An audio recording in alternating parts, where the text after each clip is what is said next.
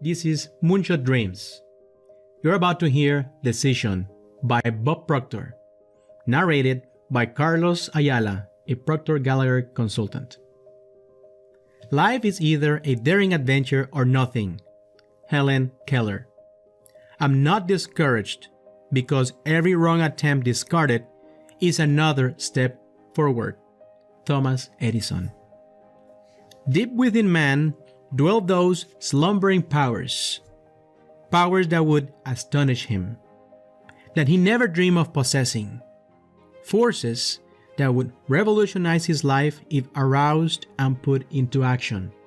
Orison Swett Marden. Decision by Bob Proctor. There is a single mental move you can make which, in a millisecond, will solve enormous problems for you. It has the potential to improve almost any personal or business situation you will ever encounter. And it could literally propel you down the path to incredible success. We have a name for this magic mental activity. It is called decision. Decisions, or the lack of them, are responsible for the breaking or making of many a career.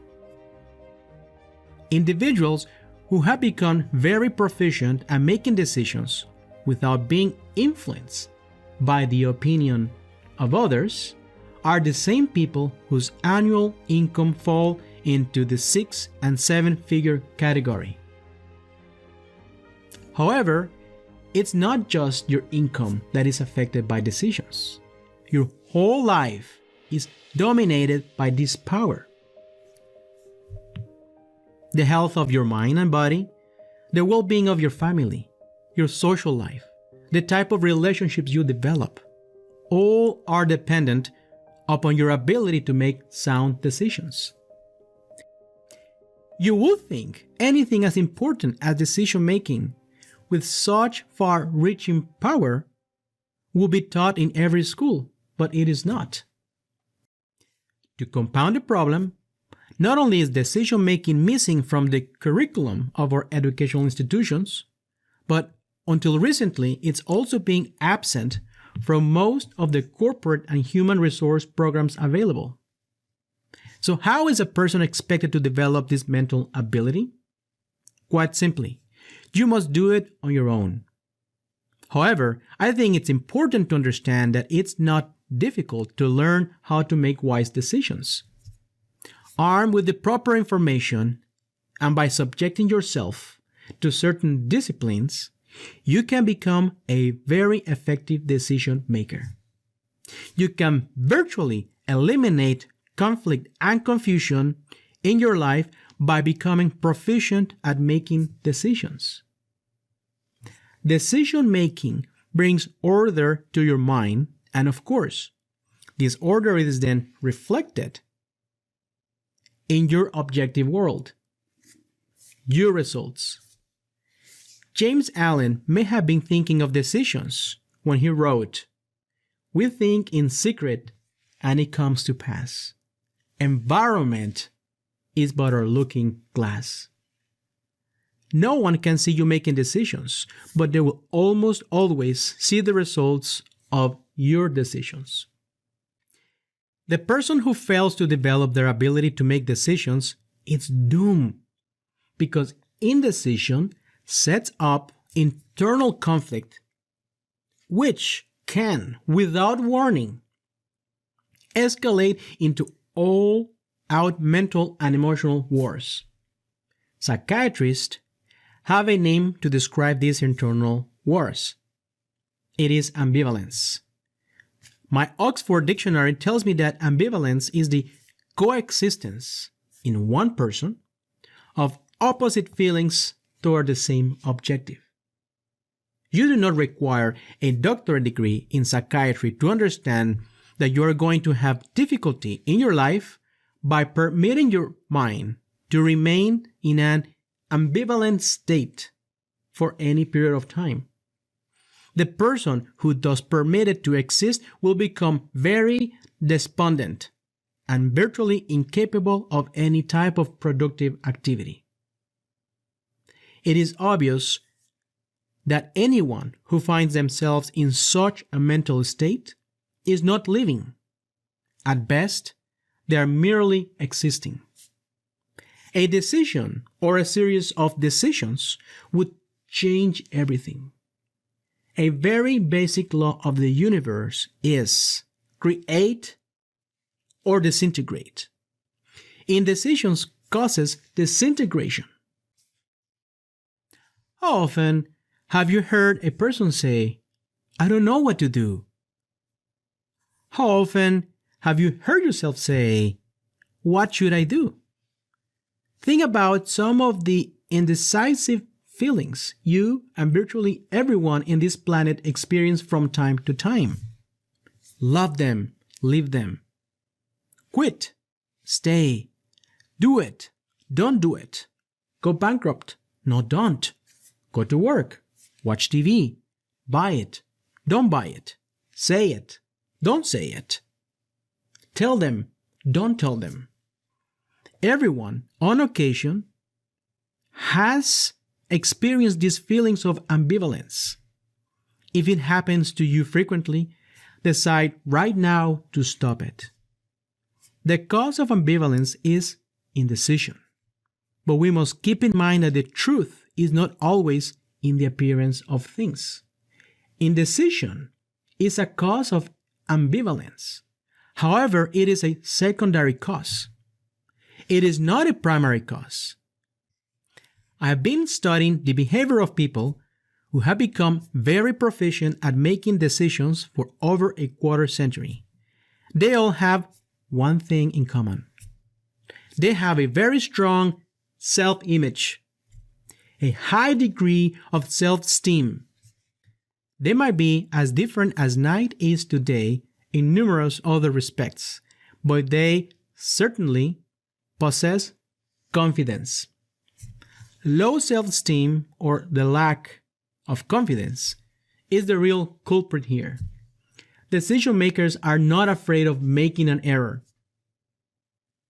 If and when they make an error in their decision or fail at something, they have the ability to shrug it off. They learn from experience, but they will never submit to the failure. Every decision maker was either fortunate enough to have been raised in an environment where decision making was a part of their upbringing, or they developed the ability themselves at a later date. They are aware of something that everyone who hopes to live a full life must understand. Decision making is something you cannot avoid. That is the cardinal principle of decision making. Decide right where you are with whatever you have got. This is precisely why most people never master this important aspect of life. They permit their resources to dictate if and when a decision will or can be made. When John Kennedy asked Wernher von Braun what it would take to build a rocket that will carry a man to the moon and return him safely, his answer was simple and direct. They will do it. President Kennedy never asked if it was possible. He never asked if they could afford it, or any one of 1,000 other questions, all of which would have been, at that time, valid questions. President Kennedy made a decision. He said we would put a man on the moon and return him safely to Earth before the end of the decade. The fact that it had never been done before in all the hundreds of thousands of years of human history was never even a consideration. He decided where he was with what he had. The objective was accomplished in his mind the second he made a decision. It was only a matter of time, which is governed by natural law before the goal was manifested in form for the whole world to see. I was, just hours ago, in an office with 3 people, We were discussing the purchase of shares in a company. I was selling, they were buying.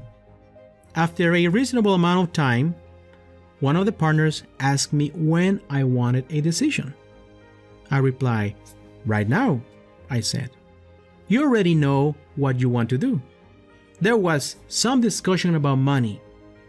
I pointed out that money had nothing to do with it. Once you make the decision, you will find the money. Every time. If that is the only benefit you receive from this particular message on decision making, burn it in your mind. It will change your life. I explained to two of these people that I never let money enter my mind when I am deciding whether I will or will not do something. Whether I can afford it or not is never a consideration. Whether I want it or not is the only consideration. You can afford anything. There is an infinite supply of money. All of the money in the world is available to you.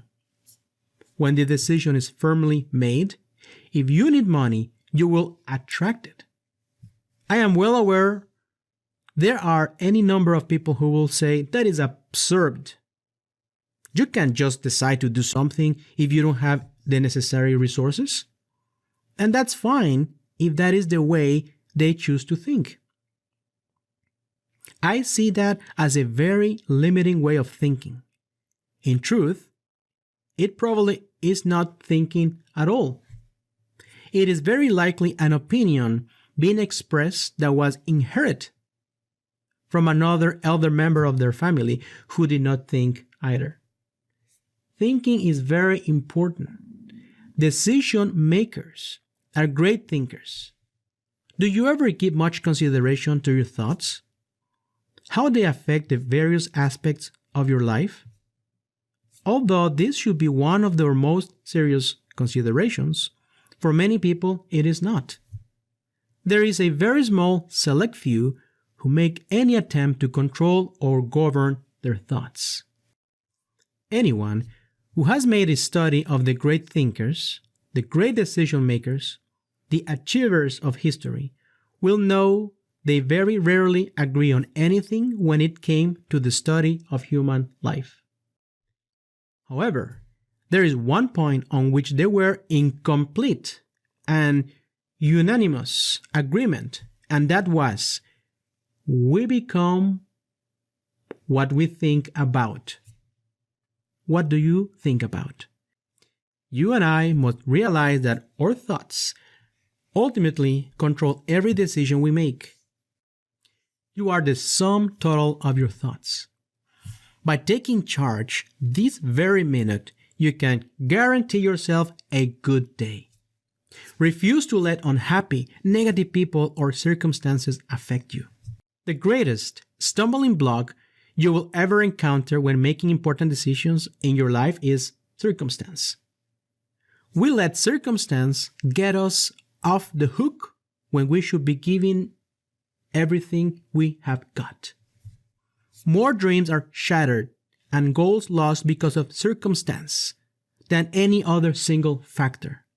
How often have you caught yourself saying, I would like to do or have this, but I can't because whatever follows. Because is the circumstance. Circumstances may cause a deter in your life, but you should never permit them to stop you from making important decisions.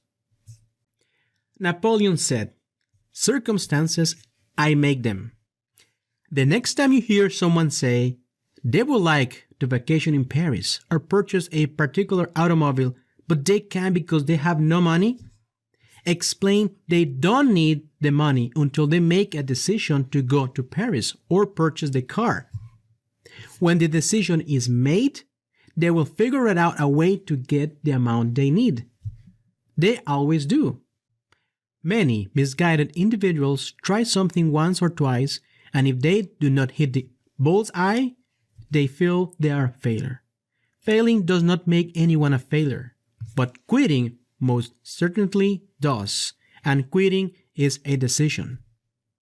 By following that form of reasoning, you will have to say when you make a decision to quit you make a decision to fail. Every day in America, you hear about a baseball player signing a contract, which will pay him a few $1,000,000 a year. You should try to keep in mind that same player misses the ball more often than he hits it when he steps up to the plate. Everyone remembers Baby Ruth for the 714 home runs he hit, and they rarely mention that he struck out 1,330 times. Charles Kettering said, and I quote, "When you are inventing, if you flunk 999 times and you succeed once, you're in." That is true in just about any activity you can name, but the world will soon forget your failures in light of your achievements. Don't worry about failing.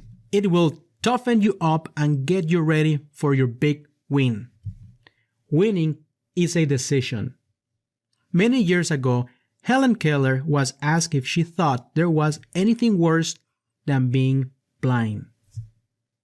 She quickly replied that there was something much worse. She said, "The most pathetic person in the world is a person who has their sight but no vision." I agree with Helen Keller. At 91, J.C. Penney was asked how his eyesight was. He replied that his sight was failing, but his vision had never been better. This is really great, isn't it? When a person has no vision of a better way of life, they automatically shut themselves in a prison. They limit themselves to a life without hope. This frequently happens when a person has seriously tried on a number of occasions to win, only to meet with failure time after time. Repeated failures can damage a person's self-image and cause them to lose sight of their potential. They, therefore, make a decision to give up and resign themselves to their fate. Take the first step in predicting your own prosperous future. Build a mental picture of exactly how would you like to live. Make a firm decision to hold onto that vision and positive ways to improve. Everything will begin to flow into your mind. Many people get a beautiful vision of how they would like to live, but because they cannot see how they are going to make it all happen, they let the vision go. If they knew how they were going to get it or do it, they would have a plan, not a vision. There is no inspiration in a plan, but there is sure in a vision. When you get the vision, freeze frame it with a decision and don't worry about how you will do it or where the resources will come from. Charge your decision with enthusiasm. That is important. Refuse to worry about how it will happen. Advanced decision making. We make advanced bookings when we fly somewhere. That is quite common. We make advanced reservations to eliminate any confusion or problems when the time arrives for the journey. We do the same with renting a car for the same reason. Think of the problems you will eliminate by making many of the decisions you must make well in advance. I will give you an example.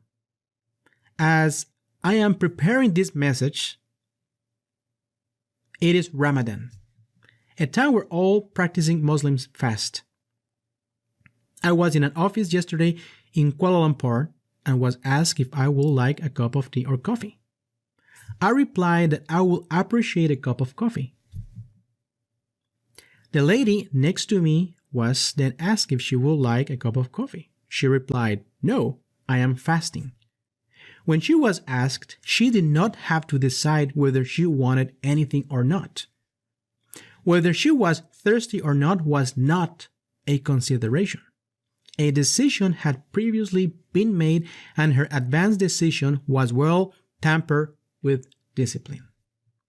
The exact same concept works with a person when they are on a diet to release weight.